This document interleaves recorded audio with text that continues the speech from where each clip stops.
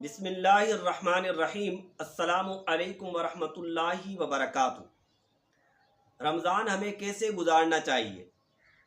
میرا دوست عبداللہ کہتا ہے اس رمضان ہم صرف ایک کام کر لیں جو عموماً لوگ نہیں کرتے، پاکستانی معاشرے میں تو نہیں کرتے، اکثریت نہیں کرتی۔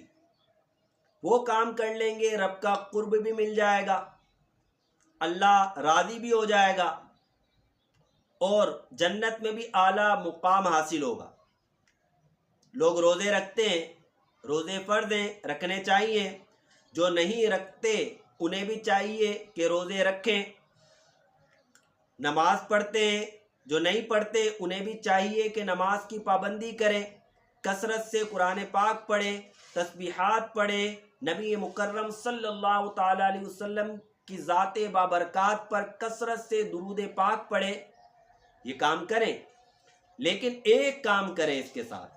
وہ کیا؟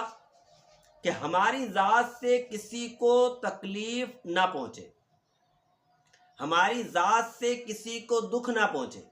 ہمارے انداز سے، ہماری زبان سے لوگ دھوکہ دے رہے ہوتے ہیں، لوگ طنز کر رہے ہوتے ہیں، برے القاب سے پکار کر کسی کا دل دکھا رہے ہوتے ہیں۔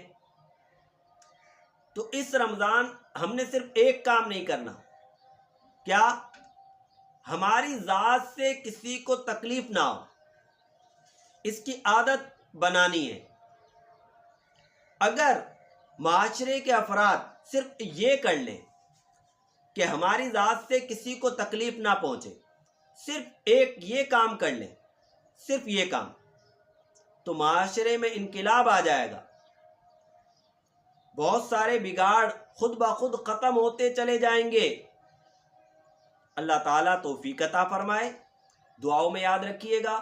اللہ تعالیٰ رمضان کے مکمل روزے رکھنے کی سعادت اور توفیق عطا فرمائے، نماز کی پابندی نصیب فرمائے، تراویح با جماعت پڑھنے کی توفیق عطا فرمائے، کثرت سے قرآن پاک پڑھنے، ذکر و اذکار کرنے، تسبیحات پڑھنے کی توفیق عطا فرمائے۔ وآخر دعوانا ان الحمد للہ رب العالمین۔